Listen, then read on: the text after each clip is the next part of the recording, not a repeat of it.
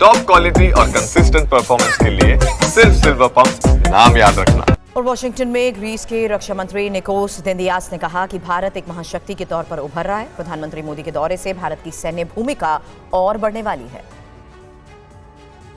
You like it or not, India is a big country. It's becoming a big power. So with that comes big responsibilities. And from our angle, from the Greek angle, we would love to see India being present in the Red Sea, being present in the Mediterranean, and accepting the role of an important power that it is.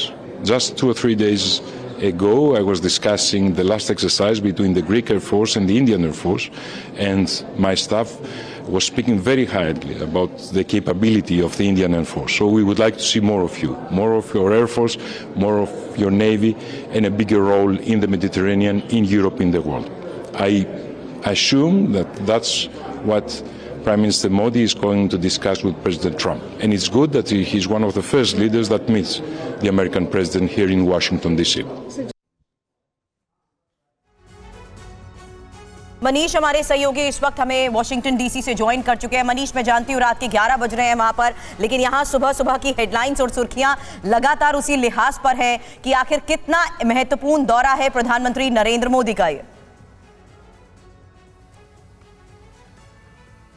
देखिए, इस बात का अंदाजा मुझे इस हिसाब से लगा कि जब मैं वॉशिंगटन डीसी के एयरपोर्ट पर ही था, वहां पर ही कई अधिकारियों ने मुझसे ये पूछना शुरू किया कि अच्छा मोदी आ रहे हैं, मोदी ट्रंप से मिलने आ रहे हैं। यानी कि इस बात की चर्चा अमेरिका में भी है कि ट्रंप अभी किन नेताओं से मिल रहे हैं, क्योंकि सबको ये पता है कि आने वाले अगले 4 साल में ट्रंप की पॉलिसी क्या होगी, किस तरह से वो जियोपॉलिटिक्स में आगे बढ़ेंगे। ये बहुत हद तक निर्भर करता है कि ट्रंप आगे किन किन नेताओं के साथ किस तरह के रिलेशनशिप को डेवलप करते हैं और फिर आगे वो क्या तय करते हैं। और जाहिर है कि ऐसी स्थिति में यहाँ पर भी एक अलग किस्म का रोमांच है, और रोमांच हो भी क्यों नहीं, क्योंकि इस वक्त भले ही बर्फबारी हो रही है, लेकिन सुरभि चुकी अभी एक खास शख्स से आपकी मैं मुलाकात कराता हूँ। आपका शुभ नाम?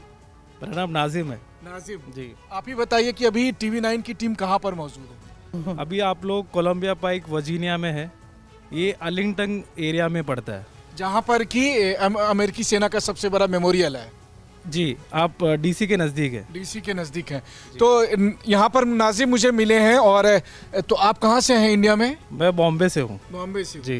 अच्छा, TV9 देखते हैं आप? जी, देखता हूँ। अच्छा, बहुत अच्छा। तो ये बताइए, प्रधानमंत्री मोदी आने वाले हैं, आप लोग इंडियन कम्युनिटी में इसको लेकर कितनी चर्चा है? चर्चा भी बहुत चल रही है, और दूसरी बात ये है कि मतलब कोई हमारा, जैसे अभी आप मुझे मिले तो एक अच्छी चीज़ लगती है कि भाई ये मुल्क में हम रह रहे हैं यहाँ पे, तो हमको ये अच्छा लगता है कि हमारा कोई आ रहा है तो हमको बहुत खुशी महसूस होती है। सही बात है। हाँ, पिछले हफ्ते जब हम लोगों ने देखा कि यहाँ से ट्रंप साहब ने जिस तरीके से कुछ लोगों को हथकड़ी बना के भेजा, और भारत में तो इसमें बहुत नाराजगी थी, आप लोग इंडियन कम्युनिटी में इसको लेकर यहाँ पे क्या चर्चा चल रही है?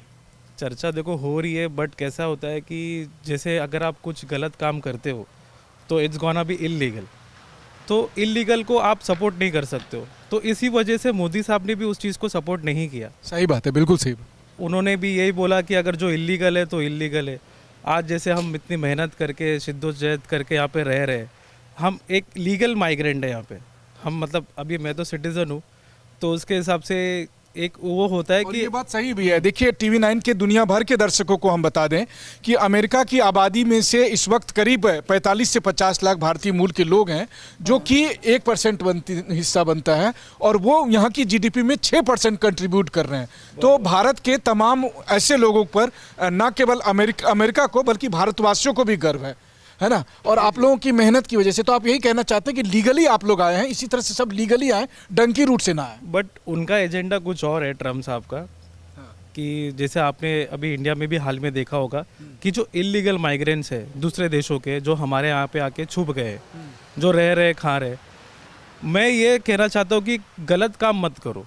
अगर आपको नहीं होता है या नहीं आपके पॉसिबिलिटीज़ है, तो आप ऐसी कुछ चीज़ें करो कि जो आपके बिहाफ में बेटर हो, ना कि आप लोगों के सामने ये साबित हो जाए कि आप बेकार हो या क्रिमिनल हो। सुरभि, इस वक्त अमेरिका में रात के 11 बज रहे हैं। नाजिब इस वक्त भी यहाँ पर काम कर रहे हैं और देखिए कितनी क्लैरिटी के साथ वो बता रहे हैं कि असली में ट्रंप की पॉलिसी में जो इमिग्रेशन वाला एंगल है वो वाकई में क्या है और भारतवासी इसको किस रूप में देख रहे हैं, भारत की सरकार किस तौर पर देख रहे हैं। तो प्रधानमंत्री मोदी जब यहाँ आएंगे तो यहाँ पर जो रहने वाले आप लोग हैं, भारतवासी सब, वो क्या उम्मीद कर रहे हैं, क्या क्या एक्सपेक्ट कर रहे हैं कि क्या बातचीत होनी चाहिए? वो बातचीत जैसे अभी स्टूडेंट पे या फिर जो भी लीगल माइग्रेंट्स वगैरह है उन पे कुछ डिस्कशन होने वाला है।